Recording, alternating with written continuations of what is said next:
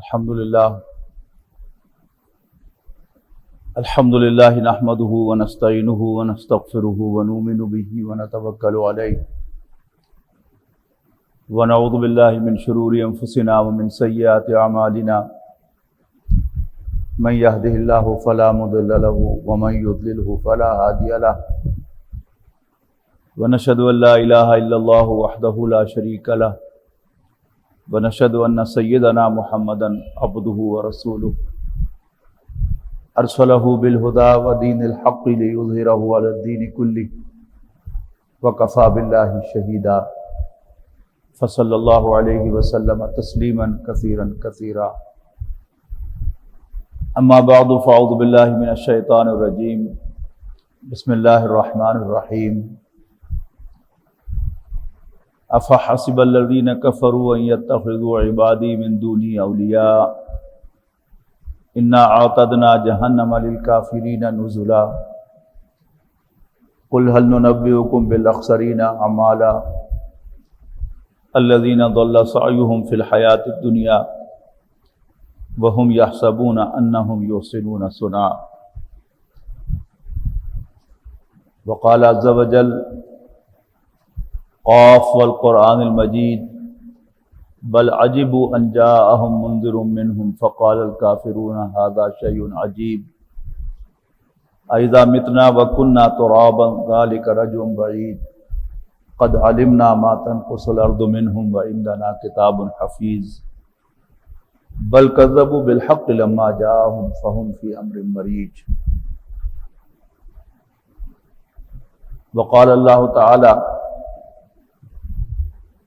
فذكر ان نفعت الذکرى سيذكر من يخشى ويتجنبها الاشقى الذي يصلى النار الكبرى ثم لا يموت فيها ولا يحيا قد افلح من تزكى وذكر اسم ربه فصلى بل توثرون الحياة الدنيا والآخرة خير وأبقى ان هذا لفی الصحف الاولی صحف ابراہیم و موسیٰ۔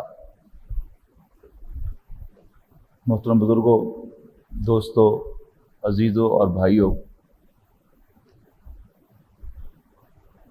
نبی اکرم صلی اللہ علیہ وسلم کے جمعے کے معمولات کو اگر ہم سیرت اور احادیث میں سے ٹریس کرنے کی کوشش کریں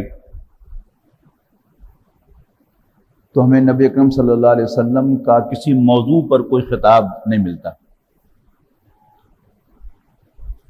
آج دنیا میں جس دور میں ہم رہ رہے ہیں،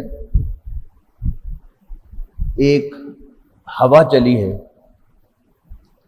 جس کو اگر میں علم اور معلومات کی ہوا کہوں تو وہ غلط نہ ہوگا۔ اس کی میں بڑی ٹپیکل مثال آپ کو دیتا ہوں کہ جو بھی یہاں ذرا میری عمر کے یا مجھ سے کچھ بڑے یا چھوٹے ہیں انہیں یاد ہوگا کہ تبلیغی جماعت کا جو ہفتہ وار بیان ہوتا ہے کسی مسجد میں، وہ پہلے گشت کرتے ہیں، عصر کی نماز کے بعد لوگوں کو نماز کے لیے بلاتے ہیں، اور پھر نماز کے بعد کوئی صاحب اعلان کرتے ہیں، اور پھر بقیہ نماز کے بعد بیان ہوتا ہے۔ آج سے 40 سال پہلے کا بیان جو مجھے یاد ہے وہ ہے کہ بقیہ نماز کے بعد ایمان و یقین کی بات ہوگی، سب حضرات تشریف رکھیں، انشاءاللہ بہت نفع ہوگا۔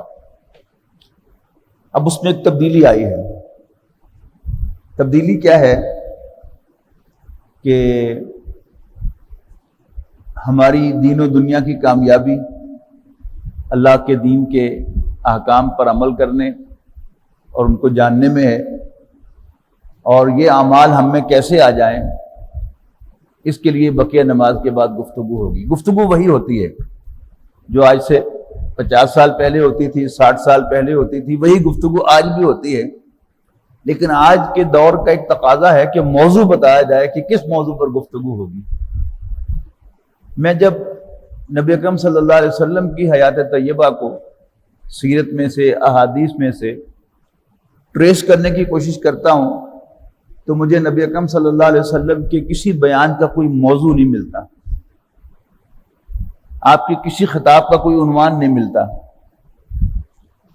نبی اکرم صلی اللہ علیہ وسلم واعظ کہتے تھے، اور واعظ ہوتا ہے وہ بیان کہ جو کہنے والا خلوص دل سے کہے، دل کی گہرائیوں سے کہے، اور اگر سننے والا کھلے دل کے ساتھ بیٹھا ہوا ہو۔ کھلے دل سے مراد کیا ہے؟ اس میں کوئی تعصب نہ ہو، اس نے کوئی گرہ نہ باندھی ہوئی ہوگا یہ کام میں نہیں کرنا، میں نے یہ بات نہیں ماننی، تو وہ بات سیدھی اس کے دل میں اتر جاتی ہے، خواہ الفاظ مناسب ہوں، جملوں کی کنسٹرکشن صحیح ہو یا نہ ہو، لیکن بات خلوص سے کہی جائے تو مخلص انسان کے دل میں اتر جائے تو اسے کہتے ہیں واعظ۔ نبی اکرم صلی اللہ علیہ وسلم کی سیرت میں اور قرآن مجید میں، سیرت انبیاء میں آپ کو ہمیشہ واعظ ملتے ہیں، کسی ایک موضوع پر خطابات نہیں ملتے۔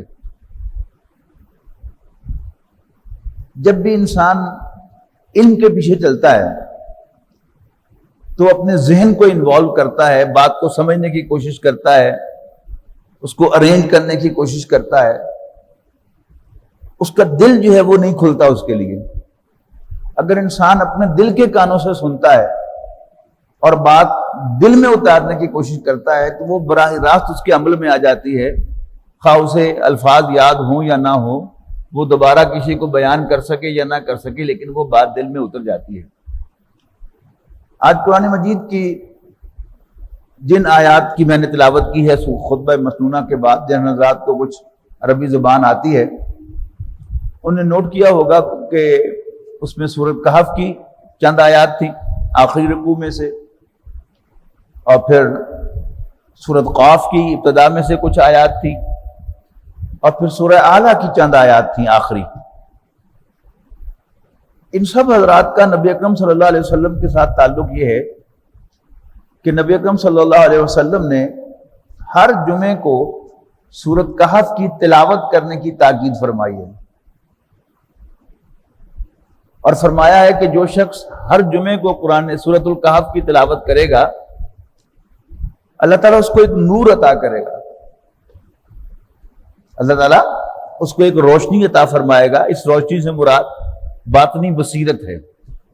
اللہ تعالیٰ اس کو ایک نور عطا فرمائے گا کہ جو آنے والے جمعے تک اس کے پاس رہے گا، یعنی اس کو بصیرت حاصل ہوگی کہ اس دنیا میں ہر چیز کو جو دیکھے گا تو اس اینگل سے دیکھے گا جو اینگل سورۃ الکہف میں اللہ تعالیٰ نے ہمیں عطا کرنے کی کوشش کی ہے۔ جب وہ روشنی ہوتی ہے نا مختلف روشنی، کہ کوئی چیز جو ہے وہ نیلی لائٹ میں نظر آتی ہے، کوئی پیلی لائٹ میں نظر آتی ہے، جب فوگ ہوتی ہے تو آپ جو ہے وہ خاص قسم کے پیلے رنگ کے کاغذ لگاتے ہیں تو پھر اس میں سے وہ نظر آتا ہے۔ تو قرآن مجید کی بھی ایک روشنی ہے، سورۃ کہف کی بھی ایک روشنی ہے کہ جب ہم اس روشنی میں اس کائنات پر نظر ڈالیں گے تو ہمیں یہ کائنات مختلف نظر آئے گی۔ بہت سی وہ باتیں کہ جو عام ہماری معلومات کے اعتبار سے، ہماری عام پرسیپشن کے اعتبار سے ہمیں کچھ اور نظر آئیں گی، جب ہم سورۃ کہف کی روشنی میں ان کو دیکھیں گے تو ہمیں وہ اور نظر آئیں گی۔ تو ایک تو نبی اکرم صلی اللہ علیہ وسلم نے جمعے کے روز سورۃ کہف کی تلاوت کی تلقین فرمائی، اور سورۃ کہف جو ہے وہ کیا ہے؟ دنیا اور آخرت کا موازنہ۔ اس کے پہلے رکوع میں فرمایا گیا کہ یقیناً ہم نے اس زمین پر جو کچھ ہے اس کو اس کے بسنے والوں کے لیے بڑا پرکشش بنایا ہے تاکہ ہم انہیں آزمائیں کہ ان میں سے اچھے عمل کرنے والا کون ہے۔ یعنی اس دنیا میں رہنے والے اس دنیا کی زیب و زینت، آرائش، زیبائش میں الجھ جاتے ہیں، یہ چیزیں ان کو لبھا لیتی ہیں، یا وہ آخرت پر نظر رکھتے ہیں کہ یہ عارضی ہے، اصل وہ ہے۔ اور یہاں میری آزمائش ہے کہ میں ان پر جیتا ہوں، یا میں جس چیز کو اللہ تعالیٰ نے میرے لیے رکھا ہوا ہے میں اس کی طلب کرتا ہوں، اس کی خواہش کرتا ہوں۔ اور پھر یہی بات اس کے آخری رکوع میں جو میں نے آیات آپ کو سنائی کہ قُلْ هَلْ نُنَبِّئُكُم بِالْأَخْسَرِينَ أَعْمَالًا، اے نبی کیا ہم آپ کو بتائیں کہ اعمال کے لحاظ سے سب سے زیادہ گھاٹے میں رہنے والے کون ہیں؟ الذین ضل سعیہم فی الحیاۃ الدنیا، وہ لوگ کہ جن کی تمام دوڑ دھوپ، محنت و کوشش، سعی و جہد دنیاوی زندگی میں بھٹک کر رہ گئی، گم ہو کر رہ گئی۔ وَهُمْ يَحْسَبُونَ أَنَّهُمْ يُحْسِنُونَ صُنْعًا، اور وہ یہ سمجھتے رہے کہ وہ بڑا تیر مار رہے ہیں، بڑی پروڈکشن کر رہے ہیں، بہت کریٹیوٹی کر رہے ہیں۔ پھر نبی اکرم صلی اللہ علیہ وسلم کی جو جمعے اور عیدین کی نمازیں تھیں، ان میں اکثر نبی اکرم صلی اللہ علیہ وسلم پہلی رکعت میں سورۃ الاعلیٰ کی تلاوت فرمایا کرتے تھے، اور آخری رکعت میں دوسری رکعت میں سورۃ الغاشیہ کی تلاوت فرمایا کرتے تھے۔ تو پھر میں نے آپ کو سورہ اعلیٰ کی چند آخری آیات آپ کو سنائی ہیں کہ جس میں فرمایا گیا کہ بل تؤثرون الحیات الدنیا، لیکن تم دنیاوی زندگی کو پریفرنس دیتے ہو، والآخرۃ خیر وابقیٰ، حالانکہ آخرت دنیا سے بہتر بھی ہے اور ہمیشہ رہنے والی بھی ہے، لانگ لاسٹنگ بھی ہے۔ ان ھذا لفی الصحف الاولیٰ، بڑی سمپل سی بات، کوئی فلسفہ نہیں، کوئی لمبی چوڑی لفاظی نہیں، کوئی جملوں کا جوڑ نہیں، بل تؤثرون الحیات الدنیا، لیکن تم دنیاوی زندگی کو پریفرنس دیتے ہو، والآخرۃ خیر وابقیٰ، حالانکہ آخرت بہتر بھی ہے اور لانگ لاسٹنگ بھی ہے۔ ان ھذا لفی الصحف الاولیٰ، اور یہی بات پچھلے صحیفوں میں بھی بیان ہوئی تھی، یعنی صحف ابراہیم و موسیٰ، ابراہیم اور موسیٰ کے صحیفوں میں، یعنی دو کا ریفرنس دیا ہے نا۔ مراد کیا ہے کہ اول روز سے انبیاء کرام کی تعلیم کا خلاصہ یہی تھا۔ اول روز سے جو نازل ہونے والے صحیفے ہیں، نازل ہونے والی کتابیں ہیں، ان کا میسج یہی تھا، یہ دنیا عارضی ہے، اس پر ریجھ نہ جاؤ، اس میں دل کو لگا نہ لو، والآخرۃ خیر وابقیٰ، آخرت بہتر بھی ہے اور لانگ لاسٹنگ بھی ہے۔ اور ایک صحابی فرماتے ہیں کہ نبی اکرم صلی اللہ علیہ وسلم جمعے کے ہر خطبے میں سورۃ قاف سنایا کرتے تھے۔ سورۃ قاف یعنی 26ویں پارے کی ایک بڑی خوبصورت سورت ہے، نبی اکرم صلی اللہ علیہ وسلم کی پسندیدہ صورتوں میں سے ہے، مکی صورتوں کا خلاصہ ہے، یعنی مکی صورتوں کے تمام مضامین کو اس صورت میں جمع کیا گیا ہے۔ وہ کیا صورت ہے؟ قاف والقرآن المجید، قاف قرآن مجید کی قسم ہے۔ بل عجبوا ان جاءهم منذر منهم فقال الکافرون ھذا شیء عجیب، لیکن کافروں کو اس بات پر تعجب ہے، یہ مکی صورتوں کا بڑا خاص اسلوب ہے کہ اس میں بات پوری بیان نہیں کی جاتی الفاظ کے اندر، اس میں یعنی انڈرسٹوڈ ہے کہ ایک پہلے سے وہاں پر بحث چل رہی ہے مکے کے اندر کہ محمد الرسول اللہ صلی اللہ علیہ وسلم بار بار آخرت کے بارے میں بتا رہے کہ یہ زندگی عارضی ہے، اس کے پیچھے نہ بھاگو، آخرت اصلی ہے، دائمی ہے، ہمیشہ ہمیشہ کے لیے ہے، اس کی فکر کرو۔ اور یہ قرآن اللہ کا کلام ہے، اسی کی قسم کھائی گئی، والقاف والقرآن المجید۔ اور اگلی بات کس چیز پر قسم کھائی جا رہی ہے کہ حضرت محمد صلی اللہ علیہ وسلم اللہ کے رسول ہیں، اس پر قسم کھائی جا رہی ہے، یعنی جو بھی ساری باتیں جو ہیں وہ معاشرے میں ہو رہی ہیں ان سب پر اللہ تعالیٰ قرآن مجید کی قسم کھاتا ہے، اور یہ زندگی عارضی ہے، ہمیشہ رہنے والی نہیں ہے۔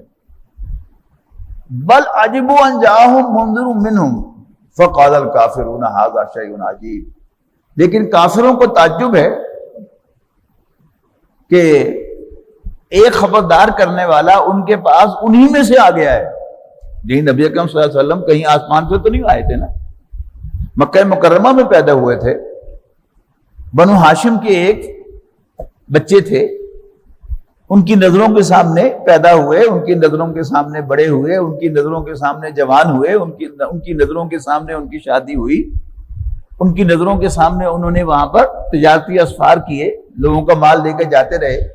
تو منہم منذر منہم، ایک خبردار کرنے والا انہی میں سے ان کے پاس آ گیا ہے، انہیں اس پر تعجب ہے۔ فقال الکافرون ھذا شیء عجیب، لہذا کافر کہتے ہیں کہ یہ تو بڑی امیزنگ بات ہے، عجیب بات ہے، انہونی بات ہے۔ بل کذبوا بالحق لما جاءہم، اصل میں یہ جھٹلاتے ہیں حق کو جب وہ ان کے پاس آیا ہے، اور اب ادھر ادھر کی باتیں جو ہیں وہ بنا رہے ہیں جس کی ان کے پاس کوئی گنجائش نہیں ہے۔ اس کے بعد فرمایا افلم ينظروا الى السماء فوقهم، اب یہ بھی کیا ہے، قرآن مجید کا ایک بہت بڑا حصہ اللہ تعالیٰ کی قدرتوں سے بحث کرتا ہے کہ آسمان کو دیکھو، زمین کو دیکھو، وہ جو اقبال نے کہا کھول آنکھ زمین دیکھ، فلک دیکھ، فضا دیکھ، مشرق سے ابھرتے ہوئے سورج کو ذرا دیکھ۔ یہ قرآن مجید کا ایک بہت بڑا حصہ ہے، اس کا خلاصہ افلم ينظروا الى السماء فوقهم کیف بنیناها، کیسے اللہ تعالیٰ نے اس کو بنایا ہے، وزیناها اور اس کو سنوارا ہے، فما لها من فروج اور اس میں کہیں کوئی، بل کذبوا بالحق لما جاءہم فہم فی امر مریج، اور وہ ایک الجھی ہوئی بات میں پڑے ہوئے ہیں۔ افلم ينظروا الى السماء فوقهم، کیا انہوں نے کبھی اپنے اوپر آسمان کو نہیں دیکھا، کیف بنیناها ہم نے کیسے اس کو بنایا، وزیناها اور اس کو ڈیکوریٹ کیا، وما لها من فروج اور اس میں کہیں کوئی فلو نہیں ہے، کہیں کوئی دراڑ نہیں ہے، کہیں کوئی اس کی تخلیق میں کمی نہیں ہے۔ اب یہ مضمون کئی صورتوں کے اندر، یعنی تبارک الذی 29واں پارہ شروع ہوتا ہے سورہ ملک سے، اس میں آپ کو یہی مضمون ذرا پھیلا ہوا ملتا ہے کہ ذرا نظر دوڑاؤ، دیکھو کہیں کوئی فلاح ہے، پھر نظر دوڑاؤ ایک دفعہ، تمہاری نظر تھک ہار کر واپس آ جائے گی۔ جب یہ کوئی علمی باتیں نہیں ہیں، یہ کیا ہے، صرف ایک توجہ، ایک نصیحت، دیکھو یہ ایسے بن گیا آسمان، یہ زمین کو دیکھو ایسے ہی پیدا ہو گئی ہے، جن پودوں کو دیکھو خود بخود اگ رہے ہیں۔ سب کا جواب کیا ہے کہ نہیں، یہ بائی ایکسیڈنٹ حادثتاً وجود میں نہیں آئے، ان کو ایک خالق نے وجود بخشا ہے جو تمہارا رب ہے، اور وہ تمہارے لیے یہ سب کچھ کر رہا ہے۔ یہ آسمان تمہارے لیے چھت ہے، یہ زمین تمہارے لیے بچھونا ہے، یہ ہوائیں، یہ بادل، یہ تمہارے لیے چلتے اور برستے ہیں، اور یہ سورج تمہارا خادم ہے، یہ چاند تمہارا خادم ہے، یہ جو پودے اگ رہے ہیں یہ تمہارے لیے اگ رہے ہیں، تم انہیں کھاتے ہو، یا جو جانور انہیں کھاتے ہیں تم ان کو کھاتے ہو، یہ پورا نظام ہے، بس توجہ دلائی جا رہی ہے اس کی طرف۔ تو سورۃ قاف، وہ صحابی فرماتے ہیں کہ نبی اکرم صلی اللہ علیہ وسلم ہر خطبے میں ہمیں سورۃ قاف سناتے تھے اور ہمیں نصیحت کیا کرتے تھے اس کے ذریعے سے، اور مجھے آپ کے خطبات میں سن سن کر ہی سورۃ قاف پوری یاد ہوگی۔ اس کے بعد فرمایا کہ وَالْأَرْضَ مَدَدْنَاهَا، اور زمین کو ہم نے بچھایا، وَأَلْقَيْنَا فِيهَا رَوَاسِيَ، اور ہم نے اس میں پہاڑ گاڑ دیے۔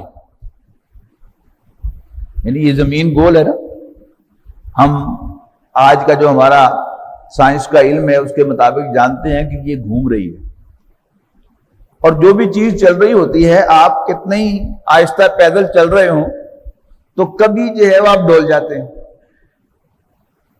لیکن اس زمین کو ڈولنے سے بچانے کے لیے اللہ تعالیٰ نے پہاڑ گاڑے ہیں، اور ہم نے، اللہ تعالیٰ نے تو ان کو ارینج کیا تھا نا، یہاں اس کا اتنا بوجھ کم ہے تو یہاں ایک پہاڑ اتنے وزن کا گاڑ دیا جائے، ادھر اتنی کمی ہے تو اتنا گاڑ دیا جائے۔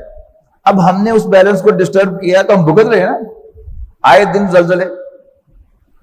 یعنی مجھے یاد ہے کہ آج سے 50 سال پہلے، 55 سال پہلے یہ چنیوٹ سے نکلتے تھے تو سرگودا تک پہاڑی سلسلہ تھا پورا۔ اب آپ جا کے دیکھیں سرگودے، وہ کہیں کہیں صرف نشان ہے پہاڑ کا کہ یہاں پہاڑ تھا، لیکن وہاں پہاڑ نہیں ہے۔ یعنی ہم نے ان پہاڑوں کو وہاں سے اٹھا کر اپنے گھروں میں اور اپنی سڑکوں پر لا کے بچھا دیا، تو اب کیا ہے، ہم نے زمین کا بیلنس خراب کیا ہے، اب ہم اس کو بھگت رہے ہیں، آئے دن زلزلے آتے ہیں، واللہ عالم۔ تو اس کے بعد فرمایا تبصرۃ و ذکریٰ لکل عبد منیب. با صاد را کا مادہ آتا ہے آنکھ کے لیے، بصارت، بصیر، دیکھنے والا. اب تبصرۃ آنکھ کھولنے کے لیے، سبق سکھانے کے لیے، سبق آموزی کے لیے، و ذکریٰ، اور نصیحت کے لیے. کس کے لیے نصیحت؟ لکل عبد منیب،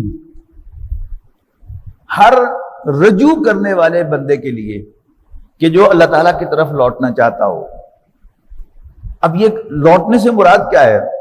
ہم اس دنیا میں آئے اور ہم یہاں پر گم ہو گئے، وی گاٹ لاسٹ. اب جو واپس اللہ تعالیٰ کی طرف لوٹنے کے لیے تیار ہو، آمادہ ہو، اس کے لیے یہ آئی اوپنر بھی ہے اور نصیحت بھی ہے، یہ سب کچھ. پھر مزید فرمایا کہ وَنَزَّلْنَا مِنَ السَّمَاءِ مَاءً مُبَارَكًا، اور ہم نے آسمان سے برکت والا پانی اتارا.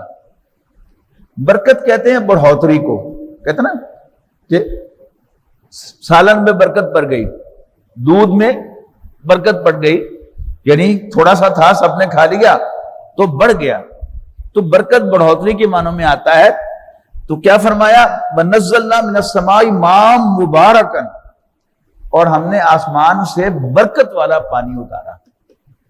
اب وہ برکت جو ہے ہمیں کہاں کہاں نظر آتی ہے کہ چھوٹا سا بیج ہوتا ہے، آسمان سے پانی آتا ہے تو اس سے 700 دانے، 1500 دانے پیدا ہو جاتے ہیں. یہ ابھی جو پھل لگنے والے ہیں ان کو پانی ملتا ہے تو بڑے ہوتے ہیں، تو برکت پڑ گئی نا. تو یہ ساری برکت اس آسمان سے نازل ہونے والے پانی کی ہے. اس کو مختلف شکلوں میں ہم کنورٹ کر لیتے ہیں نا. زمین کے اندر جذب ہو گیا تو ہم نے پمپ کر کے نکال لیا، وہ دریاؤں میں، نہروں میں بہ گیا، ہم نے اس کے چینلز بنا کر اپنے کھیتوں میں سیراب کر لیا، اپنے گھروں میں سیراب کر لیا. تو برکت والا پانی اسے کہا ہے. وَنَزَّلْنَا مِنَ السَّمَاءِ مَاءً مُبَارَكًا فَأَنبَتْنَا بِهِ جَنَّاتٍ وَحَبَّ الْحَصِيدِ، اور اس سے پھر ہم نے نکالے، ہم نے اگائے باغات اور وہ اناج جس کا کھیت کاٹا جاتا ہے. یہ کبھی آپ نے غور کیا ہو تو اللہ تعالیٰ نے مختلف قسم کی چیزیں اگائی ہیں اور ہم نے ان کو مختلف نام دیے ہوئے ہیں. دیکھیے گندم بھی اگتی ہے، چاول بھی اگتا ہے، اور آم بھی اگتا ہے، کنوں بھی اگتا ہے، انار بھی اگتا ہے، سبزیاں بھی اگتی ہیں. ان سب کا معاملہ جو ہے وہ بڑا دلچسپ ہے. یہ کیوں ہم نے 3-4 کیٹیگریز بنائی ہوئی ہیں. ابھی آپ کبھی غور کیجئے گا تو آپ کو بڑی دلچسپ چیزیں اس میں نظر آئیں گی. یہ جو اناج ہوتا ہے یہ اگ جاتا ہے، اس سے دانہ نکال دیا جاتا ہے اور باقی جو ہے وہ بھوسا بن جاتا ہے، اور یا کو اس کو جلانے کے کام میں لایا جاتا ہے یا اس کو جانوروں کو کھلایا جاتا ہے، جیسے توڑی ہے. اسی طرح چاول کی پرالی ہے، وہ کسی اور کام میں آتی ہے. یعنی آپ اناج کو دیکھیں گے اس کی یہ ڈیفینیشن. پھل جو ہے اس کا درخت اگتا ہے، ہر سال وہ پھل لاتا ہے، لیکن وہ درخت برقرار رہتا ہے اور ہم اس کے پھل جو ہیں وہ کاٹ لیتے ہیں، کھا لیتے ہیں، انجوائے کرتے ہیں. پھر سبزیاں ہیں.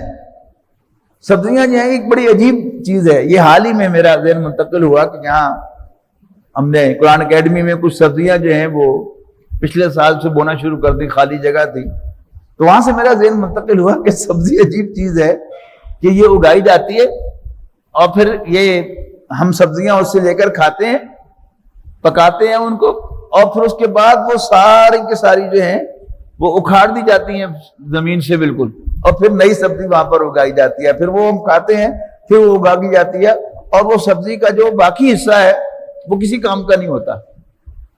تو یہ مختلف کیٹیگری اللہ تعالیٰ نے اگائی ہیں. ان کو یہاں پر کہا گیا ہے کہ جس سے ہم باغات بھی ہم نے بنائے ہیں. یہ پھلوں کی طرف اشارہ ہو گیا.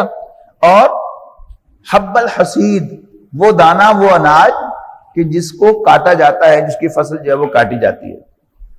پھر فرمایا وَالنَّخْلَ بَاسِقَاتٍ لَهَا طَلْعٌ نَضِيدٌ، اور کھجوریں لمبی کہ جن کے خوشے تہ بتہ ہوتے ہیں۔ کھجور کا درخت جو ہے یہ ایک تو عرب کا درخت ہے، دوسری خاص بات یہ ہے کہ کھجور کا درخت بڑا انوکھا درخت ہے، باقی سب درختوں سے مختلف ہے، بلکہ اس کو بوٹنی میں اور بایولوجی میں اگنے والی چیزوں میں وہی حیثیت حاصل ہے کہ جو جانوروں میں انسان کو حاصل ہے۔ جیسے بایولوجیکلی انسان کو سب سے زیادہ ایوالوڈ اینیمل سمجھا جاتا ہے، سب سے زیادہ اس کا جسم جو ہے وہ باقی تمام جانوروں میں سے سب سے زیادہ ایوالوڈ ہے۔ مزید اس کو اللہ تعالیٰ نے عقل سمجھ دی ہے، مزید اس میں اللہ تعالیٰ نے روح ڈالی ہے، لیکن اگر صرف جسم کا جائزہ لیا جائے فزیکلی تو یہ تمام حیوانات میں سے سب سے زیادہ ریفائنڈ ایوالوڈ اینیمل ہے۔ اسی طرح تمام درختوں میں، تمام پودوں میں سب سے زیادہ ایوالوڈ پودا جو ہے وہ کھجور کا پودا ہے، یہاں تک کہ باقی سب پودوں میں بھی نر اور مادہ حصے ہوتے ہیں۔ اگر آپ نے تھوڑا بہت جو ہے وہ بوٹنی پڑھی ہو یا ان پودوں کا کچھ علم ہو، لیکن کھجور کے درخت ہی سیپریٹ ہے۔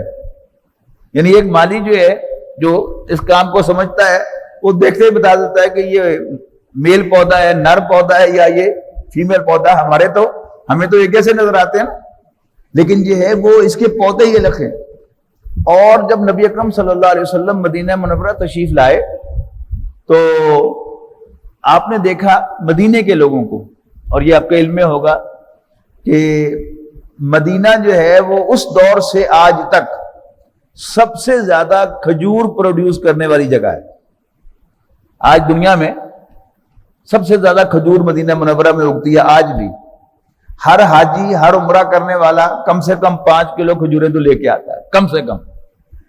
اور رمضان میں بالخصوص پوری دنیا میں نے امریکہ میں بھی دیکھی ڈیٹس فرام مدینہ، یہاں بھی آپ کو مل جاتی ہیں مدینے کی کھجوریں۔ ہم تحفے میں ایک دوسرے کو دیتے ہیں مدینے کی کھجوریں، لیکن اس کے باوجود وہ کھجوریں ختم نہیں ہوتی۔ تو مدینے کے لوگ جو کاشتکار تھے، کھجور خاص ان کا پھل تھا کہ جس کو وہ اگاتے تھے، اس کی بڑی ٹہل سیوا کرتے تھے، تو وہ تعبیر النخل کیا کرتے تھے۔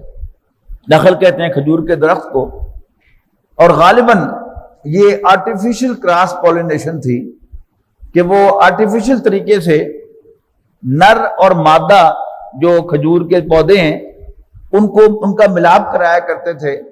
نبی اکرم صلی اللہ علیہ وسلم چونکہ مکہ مکرمہ سے تشریف لائے تھے، مکہ مکرمہ میں نہ بارش تھی، نہ پانی تھا، اور نہ کچھ اگتا تھا۔ تو آپ نے مدینے کے لوگوں سے پوچھا کہ یہ تم کیوں کرتے ہو؟ تو انہوں نے کہا کہ اس سے پھل زیادہ آتا ہے۔ تو نبی اکرم صلی اللہ علیہ وسلم نے ویسے ہی کہا کہ اگر تم نہ کرو پھر کیا ہوگا؟ بس اتنی سی بات ہوئی۔ اگلے سال مدینے کے لوگوں نے تعبیر نخل نہیں کی، تو نبی اکرم صلی اللہ علیہ وسلم نے پوچھا کہ اس دفعہ پھل کم کیوں آیا ہے؟ تو انہوں نے کہا کہ جی آپ نے منع فرمایا تھا۔ نبی اکرم صلی اللہ علیہ وسلم نے کہا کہ میں نے تمہیں کب منع کیا تھا؟ میں نے تو تمہیں پوچھا تھا کہ ایسا تم کیوں کرتے ہو، باقی یہ تمہارے دنیا کے امور ہیں، تم انہیں خوب جانتے ہو، یہ خالص دنیاوی امور ہیں۔ میں تمہیں تمہاری دنیا کے امور سکھانے کے لیے نہیں آیا، میں تمہیں تمہارا دین سکھانے کے لیے آیا۔ تو یہ بھی ایک پورا موضوع ہے کہ دین کی جو حدود ہیں وہ کیا ہے، پھر کبھی انشاءاللہ اس پر گفتگو ہوگی کہ دین جو ہے وہ ایسی بات تو نہیں ہے کہ دنیا کی کوئی بات ہمیں نہیں بتاتا۔ ہر وہ چیز کہ جو انسان سے متعلق ہے، ہر انسان نے کرنی ہے، وہ آپ کو نبی اکرم صلی اللہ علیہ وسلم کی زندگی میں اس کی گائیڈنس ملے گی۔ مثلا نہانا، ناخن تراشنا، بال تراشنا، یہ ہر انسان کی ضرورت ہے نا۔ اس کے بارے میں آپ کو احادیث میں تاکید ملے گی، جمعے کے دن نہانے کی تاکید ملے گی۔ یہ کیا ہے؟ ہر انسان کے کرنے کے کام ہے۔ بال تراشنے کے تذکرے آپ کو ملیں گے، ناخن تراشنے کے تذکرے ملیں گے، کلی کرنے کے، مسواک کرنے کے تذکرے ملیں گے، لیکن اس میں کوئی جو ٹیکنیکل چیزیں ہیں وہ نبی اکرم صلی اللہ علیہ وسلم کا موضوع نہیں ہے، اور نہ نبی اکرم صلی اللہ علیہ وسلم نے ان موضوعات کو اپنی گفتگو کا موضوع بنایا ہے۔ ہم دیکھ رہے تھے کہ نبی اکرم صلی اللہ علیہ وسلم کے جمعے کے دن کے بارے میں جو آپ نے چیزیں بتائی ہیں وہ کیا ہیں؟ تو میں سورہ قاف کا آپ کو حوالہ دے رہا تھا کہ یہ کہہ کر کہ کھجوریں لمبی لمبی جن کے خوشے طے بتہ ہوتے ہیں، رزقا للعباد، بندوں کو کھلانے کے لیے، بندوں کے لیے بطور رزق۔ اب اگلی بات دیکھیے گا، وَأَحْيَيْنَا بِهِ بَلْدَةً مَيْتًا، اور ہم اس پانی کے ذریعے مردہ زمین کو زندہ کرتے ہیں۔ كَذَلِكَ الْخُرُوجُ، اور اسی طرح تمہارا قبروں سے، زمین سے نکل آنا ہوگا۔ ساری کہانی جو ہے وہ سب ضمیر باندھی جا رہی تھی کس بات کے لیے؟ اس بات کے لیے کہ نبی اکرم صلی اللہ علیہ وسلم کے ہر خطبے کے اندر، آپ کے ہر بیان کے اندر، آپ کی ہر ٹاک کے اندر آپ کو آخرت کا تذکرہ ضرور ملے گا۔ اب وہ جو میں کہہ رہا تھا کہ دنیا کے یہ وقت کے جو تقاضے ہیں انہوں نے ہمیں ڈائیورٹ کر دیا ہے کہ آج ہمیں واعظ سے نفرت ہو گئی ہے۔ ہم ذرا ان میں گفتگو چاہتے ہیں، ڈھونڈتے ہیں کہ شہر میں کون سا خطیب جو ہے، کون سا امام جو ہے وہ ذرا معلوماتی گفتگو کرتا ہے، تو وہاں جا کے جمع پڑتے ہیں، کچھ معلومات حاصل ہوں گی۔ جبکہ ایسا معلوم ہوتا ہے کہ یہ جمعے کا خطبہ جو ہے، یہ جمعے کا خطاب، یہ جمعے کا وعظ ہمیں معلومات فراہم کرنے کے لیے نہیں تھا، ہمیں اس دنیا سے آخرت کی طرف متوجہ کرنے کے لیے تھا کہ یہاں نہ الجھو، ادھر دیکھو، تمہارے لیے جنت اللہ نے بنائی ہے۔ یہ نہ سمجھو کہ تم نے تمام جو سیکیورٹیز حاصل کر لی ہیں، اب تم بالکل انرٹ ہو گئے ہو، تمہیں کچھ نہیں ہو سکتا، امیون ہو گئے ہو۔ نہیں، تم مرو گے، امورٹل نہیں ہو، تم مرو گے اور پھر اللہ کے حکم سے قبروں سے نکالے جاؤ گے، قبروں سے نکالے جاؤ گے اور پھر اپنے رب کے سامنے پیش کیے جاؤ گے۔ اور یہ بڑا اتنا اہم سبق ہے کہ نبی اکرم صلی اللہ علیہ وسلم کے ابتدائی خطبات، ان میں تو کوئی علمی گفتگو ہے ہی نہیں۔ یعنی نبی اکرم صلی اللہ علیہ وسلم کا کوئی صفحہ کا خطبہ، جو پہلا خطبہ ہے نبی اکرم صلی اللہ علیہ وسلم کا مکہ مکرمہ میں پبلک ایڈریس، وہ کیا ہے؟ لوگ جمع ہو گئے آپ کے پکارنے پر کہ واہ صباحا، یہ مکے کا عام دستور تھا کہ جس سے کوئی اہم بات لوگوں کو بتانا ہوتی تھی، وہ کسی اونچے مقام پر چڑھ جاتا تھا، کپڑے پھاڑ دیتا تھا تاکہ لوگ متوجہ ہو جائیں، اور ایک زور سے آواز لگاتا تھا واہ صباحا، ہائے وہ صبح جو آنے والی ہے۔ تو نبی اکرم صلی اللہ علیہ وسلم صفا کی پہاڑی پر چڑھ گئے، یہ وہی صفا مروہ والی جو صفا پہاڑی ہے، اس پر آپ چڑھ گئے، تو اس میں جو ولگر پہلو تھا وہ آپ نے نکال دیا کہ آپ نے کپڑے نہیں پھاڑے، لیکن آواز لگائی واہ صباحا، ہائے وہ صبح جو آنے والی ہے۔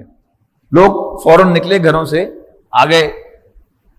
آپ نے ان سے پوچھا کہ تم نے مجھے کیسا پایا ہے؟ تم نے کہا کہ سچا اور امین پایا ہے، سچا اور دیانتدار، ٹرسٹ وردی پایا ہے۔ تو آپ نے پوچھا کہ اگر میں تم سے کہوں کہ اس پہاڑ کے پیچھے سے کوئی لشکر تم پر حملہ آور ہونے والا ہے، مان لو گے؟ انہوں نے کہا ضرور مانیں گے، اس لیے کہ آپ نے کبھی جھوٹ نہیں بولا۔ تو آپ نے فرمایا کہ پھر میں تمہیں بتاتا ہوں کہ یہ زندگی کل زندگی نہیں ہے، یہ زندگی کل زندگی نہیں ہے، تم مر جاؤ گے اور مرنے کے بعد دوبارہ زندہ کیے جاؤ گے، اپنے رب کے حضور پیش کیے جاؤ گے، اور تمہارے رب نے مجھے اپنا رسول نامزد کیا ہے۔ لیکن ہم جب بھی دین کی طرف کوئی رغبت پیدا ہوتی ہے، ہم میں سے کوئی شخص جو ہے اس کو اللہ تعالیٰ ہمت دیتا ہے، توفیق دیتا ہے کہ وہ دین کی دعوت کا کام کرے، تو شیطان جو ہمارا اصلی دشمن ہے وہ اس کو ڈائیورٹ کرتا ہے کہ اب کوئی زیادہ آخرت سے لوگوں کو نہیں ڈرانا، ان کو علمی گفتگویں اور لیکچرز دینے ہیں اور ان کی معلومات میں اضافہ کرنا ہے، اور یوں کر کے اس کو اس دین کی طرف اور اللہ کی طرف لے کے آنا ہے۔ آخرت کا تذکرہ جو ہے وہ ہم بول کر دیتے ہیں، ہمیں بھی اپراہٹ ہوتی ہے آخرت کے تذکرے سے، اور ہماری آڈینس کو بھی آج جو ہے وہ اپراہٹ ہوتی ہے آخرت کے تذکرے سے کہ یہ کیا ڈرنے ڈرانا، فلانا جو ہے وہ تو بس ڈراتا ہی رہتا ہے، فلاں جو ہے وہ تو صرف جنت کی حوروں کا تذکرہ ہی کرتا رہتا ہے۔ نبی اکرم صلی اللہ علیہ وسلم نے ڈرایا ہے، نبی اکرم صلی اللہ علیہ وسلم نے حوروں کے تذکرے کیے ہیں، نبی اکرم صلی اللہ علیہ وسلم نے جنت کے انگوروں کے تذکرے کیے ہیں، جنت کے اناروں کے تذکرے کیے ہیں، ہمیں اشتہا دلانے کے لیے، ہمیں پرسویشن دلانے کے لیے کہ ہم ان کی چاہت کیا کریں۔ قرآن مجید میں کہا گیا وَفِي ذَلِكَ فَلْيَتَنَافَسِ الْمُتَنَافِسُونَ، چاہیے کہ پرسو کرنے والے جنت کی نعمتوں کو پرسو کیا کریں، چاہت رکھنے والے جنت کی نعمتوں کی چاہت کیا کریں۔ ہمیں اپنا جائزہ لیتے رہنا چاہیے کہ کیا ہمارے دل میں جہنم کا ڈر ہے، خوف ہے، یا ہم یہ سمجھ بیٹھے ہیں کہ چونکہ ہم کلمہ گو ہیں، اسلام لے آئے ہیں، لہذا جہنم کا ہمیں کوئی خوف نہیں ہے، ہم میں سے کوئی جہنم میں نہیں جا سکتا، ہم تو سیدھے جنت میں جائیں گے۔ وہ جہنم کا تذکرہ قرآن مجید میں ہم پڑھیں تو ہم سمجھیں کہ ہاں یہ تو کافروں کا ذکر ہے، یہ تو فلانوں کا ذکر ہے، یہ تو یہودیوں کا ذکر ہے، یہ عیسائیوں کا ذکر ہے، جبکہ ہمیں کیا ملتا ہے کہ نبی اکرم صلی اللہ علیہ وسلم قرآن مجید میں جہنم کی آیات کی تلاوت کرتے ہوئے، ان کو بیان کرتے ہوئے لرزتے تھے، اور جنت کی نعمتوں کا تذکرہ کرتے ہوئے آپ ان کے اندر انٹرسٹ شو کرتے تھے، پرسویشن شو کرتے تھے۔ ہمیں اپنا جائزہ لینا چاہیے کہ کیا ہمارا رخ بھی اسی طرف ہو گیا ہے جدھر نبی اکرم صلی اللہ علیہ وسلم کا رخ تھا، یا ہمارا رخ ابھی دنیا ہی کی طرف ہے، جس کے بارے میں وہ سورہ اعلیٰ کی آیت میں نے آپ کو سنائی ہے کہ بل تؤثرون الحیات الدنیا، لیکن تم دنیاوی زندگی کو ترجیح دیتے ہو۔ ہم سب اپنے گریبانوں میں جھانکیں، ہماری ترجیح کیا ہے؟ دنیا ہے۔ ہم صبح شام دن رات اٹھتے بیٹھتے سوتے جاگتے چلتے پھرتے کس کے بارے میں سوچتے ہیں؟ اس دنیا کے بارے میں سوچتے ہیں کہ جو عارضی ہے، جس نے ہمیں کچھ نہیں دینا، ہم سے سب کچھ لینا بھی ہے اور ہمیں جوتے بھی مارنے ہیں۔ ہم جس اولاد کے لیے یہاں پر ہلکان ہوتے ہیں، جب ہم یہاں سے چلے جائیں گے تو وہ ہمیں بھول جائیں گے، وہ ہماری چھوڑی ہوئی جائیداد پر لڑیں گے، ایک دوسرے پر جھپٹیں گے، اور ہمیں اپنی دعا میں یاد بھی نہیں رکھیں گے۔ تو وہ دنیا جو اتنی بے ثبات ہے، ہم اس پر ریچھتے ہیں، اور جو اللہ تعالیٰ نے ہمارے لیے نعمتیں رکھی ہیں جنتوں میں، ہمیں اس کا خیال ہی نہیں آتا۔ ہمیں صبح و شام اپنا جائزہ لیتے رہنا چاہیے اس پہلو سے کہ ہمارے اندر جنت کی خواہش ہے کہ نہیں ہے، کیا ہم جنت کی نعمتوں کی پرسویشن اپنے دل میں پاتے ہیں یا نہیں پاتے، کیا ہم جہنم کے عذاب سے ڈر اپنے دل میں محسوس کرتے ہیں نہیں کرتے۔ اگر دل میں جہنم کا خوف ہو، لرزہ طاری ہو جہنم کے تذکرے سے، تو اللہ تعالیٰ کا شکر ادا کرنا چاہیے، اور اگر جہنم سے ہمیں کوئی ڈر نہیں لگتا، اس کا مطلب ہے بڑی تشویش کی بات ہے۔ اللہ تعالیٰ ہمیں اس کیفیت سے بچائے۔ آخر دعوانا ان الحمدللہ رب العالمین۔